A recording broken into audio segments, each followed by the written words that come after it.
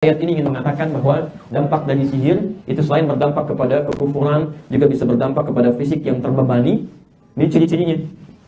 Jadi kalau Anda ke dokter misalnya berobat, kan nggak teridentifikasi, nggak ada nih penyakitnya, biasa aja kok, ibu sehat, pas sehat nggak ada masalah.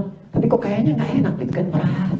Mau ibadah susah, cirinya itu salah satunya ke ibadah malas, capek gitu kan, dunia lancar dikerjakan, atau pada ciri tertentu aja, begitu kesini nggak enak, kesini keluar nggak lagi. Ya, ini nyaman, ini kok enggak gitu. Ini kadang-kadang spesifik. Yang lebih jahat lagi nanti semua hal sulit dikerjakan, sudah nggak bisa bangun, kayak berat dan sebagainya. Tapi ini cari tuh di MRI macam-macam nggak ketemu. Tapi ada gitu terasa dan sebagainya. Nah ini salah satunya, ada kemungkinan juga ini bisa terjadi. Sehingga, maka kalau Anda mengalami ini, sudah bahasa Qurannya sederhana. Qul a'udzu birabbil falaq. Jangan cari obat dari manusia lagi, nggak akan ketemu. Silahkan cari sampai kiamat kurang 2 hari, nggak akan nemu. Sehari lagi Anda coba menyesal, ngapain saya cari selama ini? Nggak, kembali kepada yang menguasai segalanya, yang punya cahaya, yang bisa menembus segala kegelapan, termasuk sihir, orang dengki, dan sebagainya. Sama ibu berhadapan dengan orang iri hati, itu seperti sihir, seperti penyihir. Kalau sama orang iri, ibu jangan dibalas. Semakin dibalas, semakin iri dia. Betul. Kita lewat depan dia, ya Masya Allah. Mungkin keburu-buru, nggak sempat nyapa, sudah marah tuh. Nulis status, nggak nyangka ya, nyangka dia tuh. Jika Anda bilang nggak nyangka, Anda sedang nyangka gitu kan. Anda balas lagi, rame itu, terus gak akan pernah selesai. Orang seperti itu, kalau sudah berhadapan dengan yang demikian, sama kayak tukang sihir, gak usah dibalas, ibu langsung kembali kepada Allah. Maka bagaimana caranya? Mendekat langsung kepada Allah, solusinya, ya, secara singkat saya tutup, karena juga saya sudah lewat dari yang tadi disampaikan. Secara singkat, tingkatkan ibadah kepada Allah. Ya, ibadah aja, termasuk langkah pencegahan Bu ya, Bapak, langkah pencegahan, biasakan berzikir, tingkatkan zikir kepada Allah. Ya, apa itu zikir? Bukan hanya kalimat-kalimat yang baik, bukan. Zikir itu banyak, segala aktivitas yang mendekatkan kita dengan Allah. Semua aktivitas, di Quran semua aktivitas yang mendekatkan kita dengan Allah disebut dengan zikir. Misal, sholat disebut zikir. Quran surah ke-20 ayat ke-14. Ini diperintahkan pada Nabi Musa. Sedangkan musuh Nabi Musa kan tukang sihir. Ingat, musuh Nabi Musa tukang sihir. Ya, banyak surat di Quran yang menunjukkan interaksi Nabi Musa dengan tukang sihir. Ini Quran surah 7 ayat 117 sampai 172, Quran surah Yunus, Quran surah Thaha, ada semua. Dan Nabi Musa diperintahkan oleh Allah untuk salat. Wa aqimis salata li dzikri. Tunaikan salat untuk zikir kepada saya, supaya lebih dekat dengan Allah. Jadi kalau ibu ingin mencegah diri dari yang seperti ini, ayo tingkatkan salat. Tambah salat fardu dengan salat sunnahnya. Tingkatkan. Bangun malam, mendekat kepada Allah. Kemudian baca Quran, bagian dari zikir. Quran surah ke-15 ayat ke-9. Posisi paling kanan di pertengahan. Menghafal Quran, bagian dari zikir. Bahkan disebutkan 4 kali di Quran, surah ke-54, ayat 17, ayat 22, ayat 32, ayat ke-40. Jadi kalau penghafal Qurannya dia benar, dekat dengan Allah, itu dijaga oleh Allah. Kemudian pasca salat, kalimat-kalimat thayyibah itu bagian dari zikir. Quran surah ke-4 ayat 103. Fa idza qadaytumus salata fadhkurullah.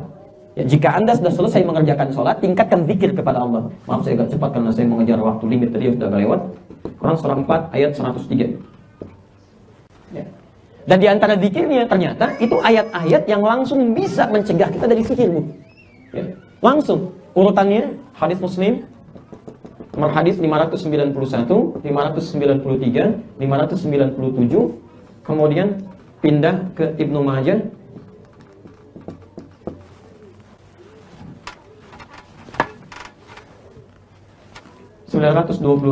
Sebelum ini bacakan Abu Daud nomor hadis 1523.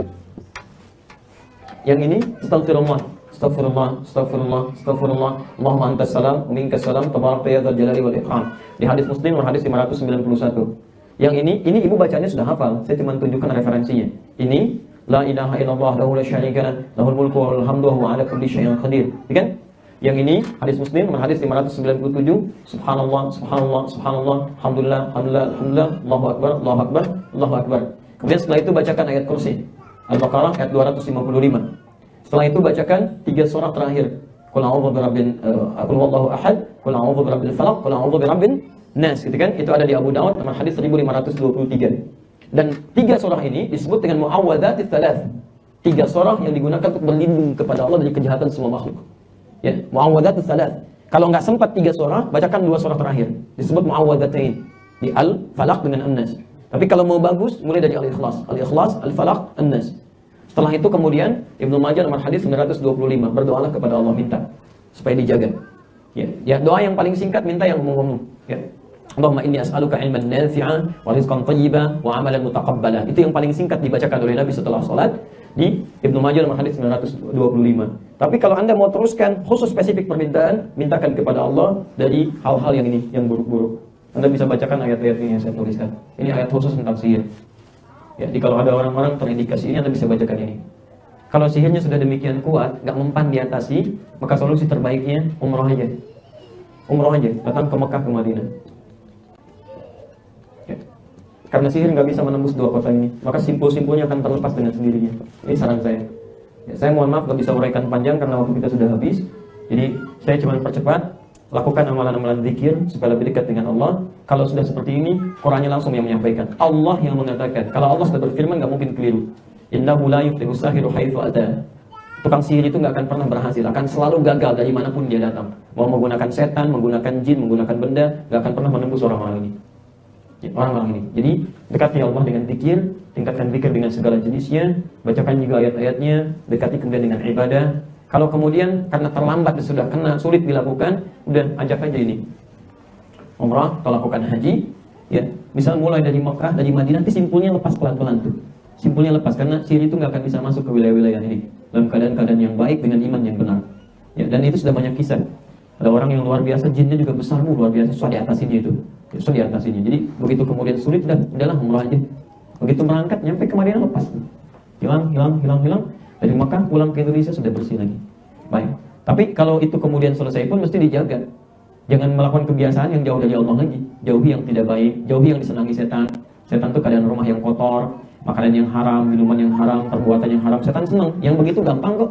Jin gak kena sihir pun sudah mudah sama setan, ditiup dikit sudah keluar. Ya, maksudnya keluar dari ketaatan kepada Allah. Ini yang bisa saya sampaikan karena kita sudah masuk ke waktu zuhur, supaya ini hak masjid bisa digunakan untuk menunaikan sholat. Ya, jika ada yang benar itu petunjuk dari Allah dan Rasul yang kita amalkan. Tapi kalau ada yang keliru itu mutlak kesalahan saya. Mohon saya diingatkan supaya saya bisa koreksi. Dan saya katakan dengan jelas, jika menemukan kekurangan, kesalahan apapun itu, baik dalam yang sederhana, saya penyebutan ayat atau misalnya hadis atau yang tidak tepat, tinggalkan pendapat saya, ambil pendapat ustadzah yang lebih baik, yang bisa membimbing kita untuk lebih dekat dengan Allah dan Rasulnya insyaallah. Demikian yang saya sampaikan. Subhanakallahumma wa bihamdika asyhadu an la ilaha illa anta astaghfiruka wa atubu ilaik.